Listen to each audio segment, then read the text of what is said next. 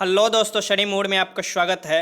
Bihar forest guard 2020 आज से हम लोग टेस्ट संविधान और शासन के स्टार्ट कर रहे हैं। आपके एग्ज़ाम में संविधान से 6 क्वेश्चन आते हैं और सेक्शन वाइज सभी बताया गया है कि किस सब्जेक्ट से कितना क्वेश्चन आएगा। ऐसे ही मैं आपको सब्जेक्ट वाइज भी टेस्ट स्टार्ट कर रहा हूँ और आपको पूरे इंक्लूड कर भी टेस्ट साथ में लेते रहूँगा। प्रतिदिन ऐसे टेस्ट आपको आया करेंगे और आपको क्वेश्चन लगाना है। टेस्ट थोड़ा छोटा ही रखेंगे लेकिन सभी क्वेश्चन लगाइएगा और संविधान के साथ साथ शासन व्यवस्था के बारे में भी आप पढ़ते रहिएगा। ये जो है एक दो बुक से मैं लिया हूँ, एक लुसेंट से क्वेश्चन मैं करा रहा हूँ और 11th और 12th के एनसीईआरटी से क्वेश्चन मैं लेकर करा रहा हूँ, क्योंकि आपके सिलेबस में भारतीय शासन और संविधान है। तो ये दोनों को साथ में कराने के लिए आपको 11th 12th एनसीईआरटी भी पॉलिटिकल साइंस को आपको जरूर ध्यान देना होगा। तो चलिए स्टार्ट करते हैं। टेस्ट के सभी क्वेश्चन लगाना है और कमेंट बॉक्स में आपको बताना है। ऐसे सभी सब्जेक्ट से मैं अलग अलग टेस्ट आपके लिए लाऊंगा और आज से पूरी रणनीति के साथ लग जाइए फॉरेस्ट गार्ड की तैयारी में, क्योंकि अब बहुत ही कम समय बचा हुआ है। कभी भी एग्जाम डेट आपका अनाउंस हो सकता है। सबसे पहला क्वेश्चन है, किसी भारतीय राज्य के राज्यपाल की नियुक्ति इनके द्वारा होती है। किसी भी भारतीय राज्यपाल की जो नियुक्ति किया जाता है वो किसके द्वारा किया जाता है? किसी भी राज्यपाल की नियुक्ति तो ये भारत के राष्ट्रपति द्वारा किया जाता है। भारत के राष्ट्रपति द्वारा। पहले के आंसर क्या हो जाएगा? बी हो जाएगा। बी। अभी भारत के राष्ट्रपति रामनाथ कोविंद जी हैं, ये भी याद रखिएगा। उपराष्ट्रपति वेंकैया नायडू जी हैं। प्रधानमंत्री हमारे नरेंद्र दास मोदी जी हैं। रक्षा मंत्री राजनाथ सिंह जी हैं। ठीक। निर्मला सीतारमण जो है ये वित्त मंत्री है। तो ऐसे कर आपको सभी याद रखना है क्वेश्चन। अभी जो मंत्री है उनके बारे में भी मुझे कमेंट बॉक्स में बताइए कि बिहार के राज्यपाल कौन है। पिछले बार फॉरेस्ट गार्ड का अगर एग्जाम आप दिए होंगे तो ये पूछ देता है रैंक, तो आपको बिहार के अभी राज्यपाल और उनका रैंक बताना है। बाकी आगे के वीडियो में मैं ये दोनों मिस के रैंक और बिहार के राज्यपाल मैं बता दूंगा, लेकिन आप लोग सभी कमेंट जरूर कीजिएगा। तो भारत के राष्ट्रपति जो है ये 5 साल की नियुक्ति करते हैं राज्यपाल का, ये बात याद रखिएगा। और हटा भी सकते हैं, राष्ट्रपति ही नियुक्ति भी करते हैं, राष्ट्रपति ही। एक या एक से अधिक राज्यों के लिए एक ही राज्यपाल हो सकता है, ये भी याद रखिएगा। पहले के आंसर क्या हो जाएगा? बी हो जाएगा। क्वेश्चन नंबर दूसरा है, निम्नलिखित में कौन एक सुमेलित नहीं है? कौन एक सुमेलित नहीं है ये आपको बताना है। ठीक। आर्टिकल दिया हुआ है सभी आपको। मौलिक अधिकार जिसे संविधान के मैग्ना कार्टा कहा जाता है, जो भारतीय संविधान के भाग 3 में है, वहीं से आर्टिकल 24, आर्टिकल 23, आर्टिकल 26 और आर्टिकल 25। तो ये आपको बताना है कि इसमें कौन से आपको सुमेलित नहीं है, कौन से गलत है, ये आपको बताना है। तो इसमें आप देखिएगा तो अनुच्छेद 24 क्या बताता है? कारखाने आदि में बालकों को नियोजन के प्रतिशत 14 वर्ष से कम उम्र के बच्चों को लिए कारखाना में नहीं लगाना है काम के लिए, यह आर्टिकल 24 कहता है। बात सही है। आर्टिकल 23 क्या कहता है? मानव से दुर्व्यवहार और बालत श्रम। बालत श्रम मीन्स होता है कि बंधुआ वाला मजदूर, जैसे कि बलपूर्वक मजदूरी कराए और पैसा भी ना दे। ये जो है आर्टिकल 23 में है। माफ कीजिएगा।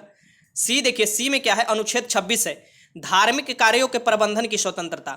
जो धार्मिक कार्यों के प्रबंधन की स्वतंत्रता दिया गया है ये अनुच्छेद आपको 26 में दिया है, यह भी सही है। और डी देखिए, डी में क्या दिया है? अनुच्छेद 25 दिया है, अल्पसंख्यक के अधिकार। देखिए अल्पसंख्यक संबंधी अधिकार जो है, जो भाषाई अधिकार का भी हो सकता है, अल्पसंख्यक भाषाई आधार पर भी और आपको धार्मिक आधार पर भी, दो आधार पर अल्पसंख्यक हो सकते हैं। तो ये जो है ये अल्पसंख्यक जो है ये आर्टिकल 29 और 30 में वर्णन किया गया है, ना कि आपको 25 में। 25 में है धार्मिक स्वतंत्रता के अधिकार। ठीक। जैसे आपको जो सिख होते हैं वो कृपाण धारण करते हैं, वो उनका अधिकार जो है आर्टिकल 25 के तहत ही दिया जाता है। तो ये सुमेलित नहीं होगा। 2 का आंसर क्या हो जाएगा? डी हो जाएगा।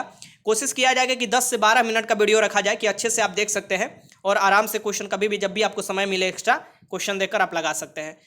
तीसरा है कि ईवीएम इसको कहते हैं। ईवीएम का फुल फॉर्म क्या होता है? अभी तो चुनाव आ रहा है, बिहार विधानसभा का चुनाव होने वाला है, आपको पता है। इसमें पूछ सकता है ईवीएम का अब इस्तेमाल होगा, तो ईवीएम के बारे में पूछ सकता है ईवीएम का फुल फॉर्म क्या होता है। बार बार लोग ईवीएम पर सवाल उठाते हैं।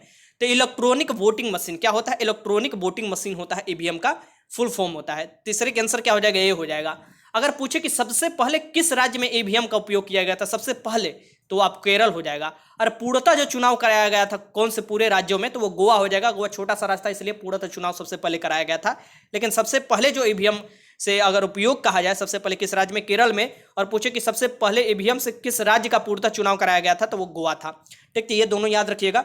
तो तीसरे के आंसर ए हो जाएगा। क्वेश्चन नंबर 4 देखिए कि सरकार की निम्नलिखित प्रणालियों में किसमें द्विसदन पद्धति का एक अनिवार्य लक्षण है? अब ये शासन व्यवस्था पढ़िएगा तभी समझ में आएगा। ठीक, संविधान पढ़िएगा तो उसमें भारत के संविधान में ये नहीं दिया हुआ है कि क्या लक्षण है क्या नहीं। भारत के संविधान में टोटल आपको आर्टिकल दिया रहेगा, भाग दिया रहेगा, अनुसूची बस यही मात्र दिया रहेगा उसके बारे में। लेकिन आप 11-12 का आपका शासन पढ़िएगा, मीन्स की आपको संविधान और शासन में इसके 11-12 का पॉलिटिकल साइंस का बुक, तो वहाँ से ये क्वेश्चन मैं बनाया हूँ। सरकार के निम्नलिखित प्रणालियों में किसमें द्विसदन पद्धति एक अनिवार्य लक्षण है, ये आपको बताना है, ऐसे क्वेश्चन पूछता है। तो द्विसदनीय जो पद्धति इसका अनिवार्य लक्षण है ये कौन से है, किसमें है, तो ये है आपको संघीय प्रणाली में।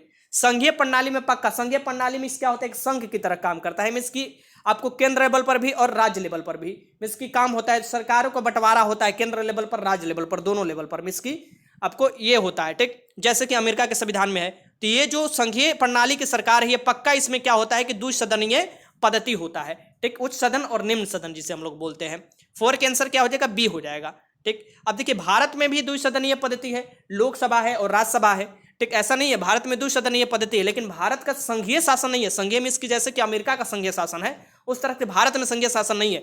भारत में केंद्र को ज्यादा मजबूती प्रदान किया गया है, जस्ट लाइक कनाडा के तरह। कनाडा के संविधान में जैसे मजबूती प्रदान किया गया है, केंद्र को ज्यादा शक्ति दिया गया है, वैसे ही भारत में भी वैसा ही प्रारूप अपनाया गया है।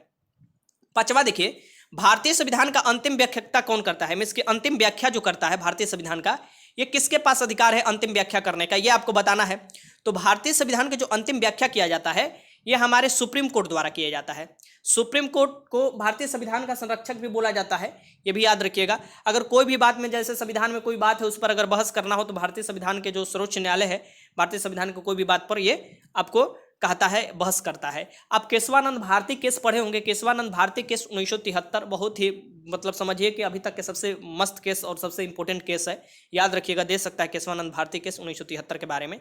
उस समय आपको आया था कि बेसिक स्ट्रक्चर का आया था, मूल स्वरूप बेसिक स्ट्रक्चर का हनन नहीं होना चाहिए, मीन्स की जो संविधान का मूल आत्मा है उसका कभी संशोधन नहीं किया जा सकता है। मूल आत्मा में सीधे बदलाव नहीं किया जा सकता। शरीर में बदलाव करो, संविधान का कुछ संशोधन आप कर सकते हैं, लेकिन संविधान के बहुत से ऐसे चीज है जो उसकी आत्मा बनाने में, इसकी आत्मा उसका कहलाते हैं, उसमें आप पूर्णतः आपको बदलाव नहीं किया जा सकता है, वही आपको बेसिक स्ट्रक्चर कहलाता है। तो 5 के आंसर क्या हो जाएगा, बी हो जाएगा।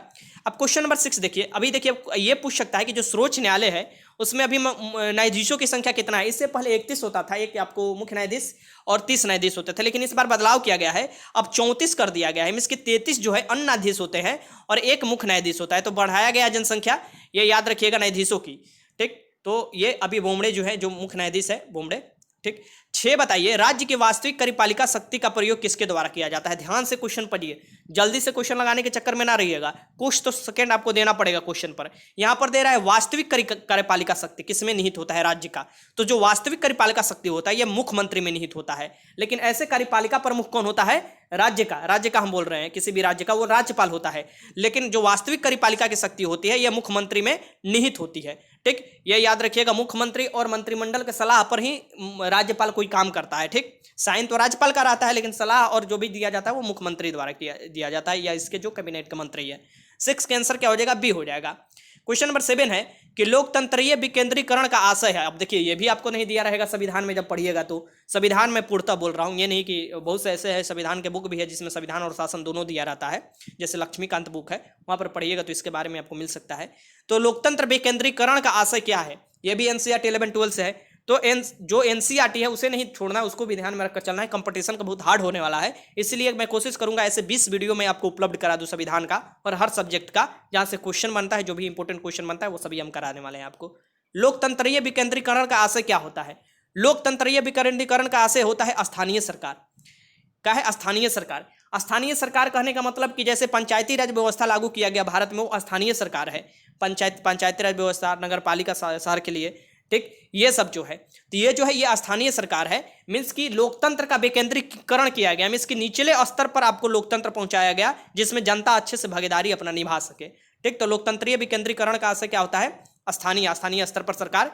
आर्टिकल 40 आप पढ़िएगा तो ग्राम पंचायत के बारे में उल्लेख है। तो इसी के बारे में महात्मा गांधी बोलते थे कि आपको जब तक स्थानीय में, जब तक गांव नहीं विकास होता है तब तक पूरा शहर नहीं विकास कर सकता है, पूरा देश नहीं विकास कर सकता है। ठीक, तो यही इसके लिए ही स्थानीय सरकार लाया गया जिसमें लोकतंत्र का विकेंद्रीकरण किया गया। ठीक, ये आर्टिकल 40 आपको डीपीएसपी में मिलेगा, ठीक, पंचायती राज गठन करने के बारे में, पंचायत।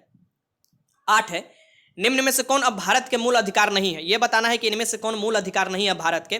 तो भारत में पहले 7 मौलिक अधिकार थे, लेकिन 1977-78 में फिर मोरारजी देसाई की सरकार आई जनता पार्टी की, उस समय ये बदल दिया गया। उस समय 6 मौलिक अधिकार कर दिया गया और जो 7वां मौलिक अधिकार था, जो कि आर्टिकल 19 में कुछ अंश था उसका और आर्टिकल 31 में था, दोनों में कुछ कुछ अंश था, उसको हटाकर आर्टिकल 300A में ला दिया गया और उसे लीगल राइट बना दिया गया। 44वें संविधान संशोधन 1978। अब ये सब जरूर याद रखिएगा। तो संपत्ति का अधिकार अब कोई मूल अधिकार नहीं है, अभी 6 मात्र आपका मूल अधिकार है। तो 8 के आंसर बी हो जाएगा। क्वेश्चन नंबर 9 देखिए, क्वेश्चन नंबर 9 है, ये भी आपके संविधान में पढ़ने को नहीं मिलेगा, ये भी जब पढ़िएगा एनसीईआरटी तभी मिलेगा।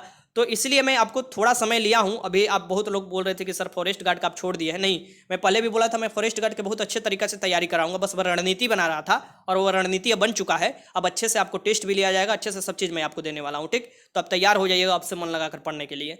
9 देखिए, पंचशील के सिद्धांतों का प्रतिपादक कौन है।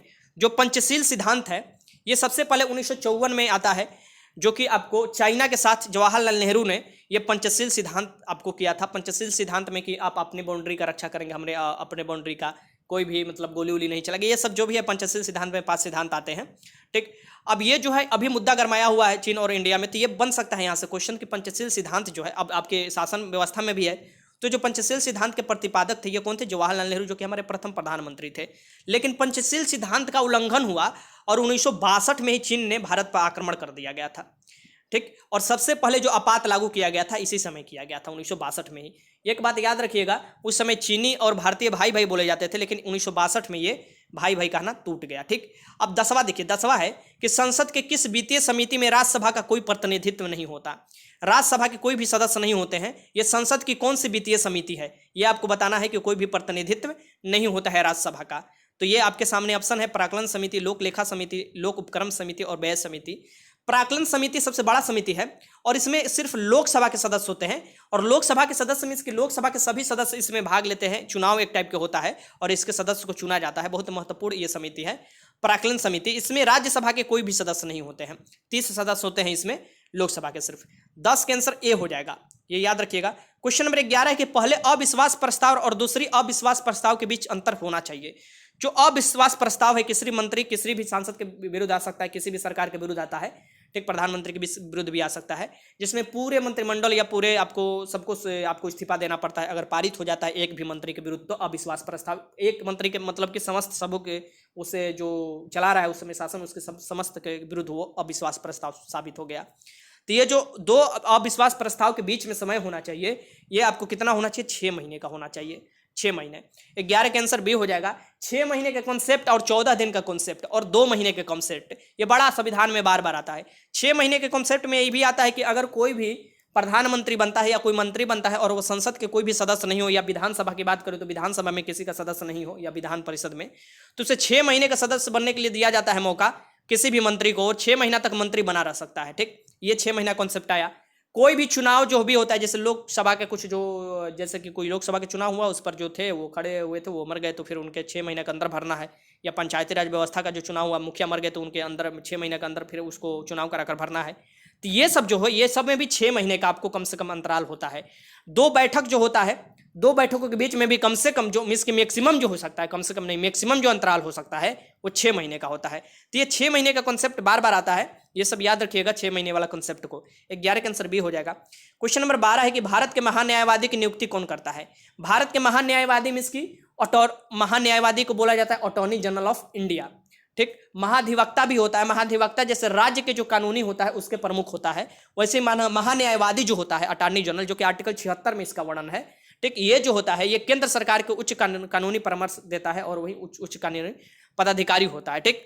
ये जो होता है ये महान्यायवादी जिसे हम लोग बोलते हैं। अब इसकी नियुक्ति जो किया जाता है ये हमारे महामहिम राष्ट्रपति द्वारा किया जाता है, ठीक। तो 12 के आंसर क्या हो जाएगा, बी हो जाएगा। आगे देखते हैं। क्वेश्चन नंबर 13 है कि राष्ट्रपति अब तक कितनी बार राष्ट्रीय आपात की घोषणा किए हैं। जो राष्ट्रपति हैं अब तक कितनी बार राष्ट्रीय आपात की घोषणा कर चुके हैं ये आपको बताना है। अब तक कितनी बार राष्ट्रीय आपात की घोषणा कर चुके हैं, तो 3 बार कर चुके हैं, ठीक। 3 बार कर चुके हैं। कब कब किए थे, तो सबसे पहले जो 2 आपात की घोषणा किया गया है जब बाहरी आक्रमण किया गया था, मीन्स की किसी के द्वारा आक्रमण या लड़ाई में हम लोग भाग लिए थे, जैसे दूसरे देश के साथ लड़ाई हुआ था, तो सबसे पहला 1962 जो चीन के साथ हुआ था, ठीक। फिर 1971 जो आपको बांग्लादेश अलग बनकर हुआ जो कि पाकिस्तान के साथ हुआ था, ये जो तो आक्रमण के कारण हुआ था, लेकिन आंतरिक अशांति के कारण आपको तृतीय आपात लागू किया गया था 75 से 77 में। इंदिरा गांधी के राज थी, जयप्रकाश नारायण ने संपूर्ण क्रांति का नारा दिया था उसी के लिए, ठीक, उसी के मतलब कि उसको दबाने के लिए। जो आंतरिक अशांति वाला है इसको अब हटा दिया संविधान संशोधन कर कर, और इसके जगह पर 44वें संविधान संशोधन किया गया, और इसके जगह पर क्या कर दिया गया है, अब सशस्त्र विद्रोह जोड़ दिया गया है। तो 3 प्रकार से आपको आपात लागू किया जा सकते हैं। अभी तक राष्ट्रीय आपात जो है ये आपको 3 बार लागू हुए हैं, तो इसका आंसर हो जाएगा बी हो जाएगा। राष्ट्रीय आपात जो है आर्टिकल 352 के तहत लागू होते हैं, राष्ट्रपति शासन आर्टिकल 356 के तहत लागू होता है, और वित्तीय आपात आर्टिकल 360 के तहत लागू होता है। वित्तीय आपात अभी तक एक भी बार भी लागू नहीं हुआ है। क्वेश्चन नंबर 14 देखिए, निम्नलिखित में वो कौन व्यक्ति था जिसे भारत के राष्ट्रपति के रूप में निर्विरोध चुना गया था। भारत के राष्ट्रपति के रूप में निर्विरोध इन्हें चुन लिया गया था, क्योंकि 1969 का अब देखिएगा समय, तो इस समय ये पराजित हुए थे, मिस हार ये गए थे, ठीक। अब वही 1977 में देखिए जब जनता पार्टी की सरकार आई तो ये निर्विरोध चुन लिए गए। कौन थे, तो ये नीलम संजीव रेड्डी जो थे निर्विरोध चुने गए थे, ठीक। तो 14 के आंसर क्या हो जाएगा, ए हो जाएगा। ये हमारे भारत के प्रथम राष्ट्रपति जो थे ये डॉक्टर राजेंद्र प्रसाद थे, बिहार से थे, सिवान जिला थे, ठीक। ये 2 बार राष्ट्रपति चुने गए थे, लगातार 2 बार राष्ट्रपति चुने गए थे, ये भी याद रखिएगा, हमारे प्रथम राष्ट्रपति थे। आगे देखते हैं, क्वेश्चन नंबर 15 है और आज का लास्ट क्वेश्चन है। मैं एक वीडियो में 15 से 20 क्वेश्चन कराऊंगा और आपको टाइम लिमिट है, आपको अच्छे से क्वेश्चन लगाना है और कमेंट बॉक्स में स्कोर भी बताना है।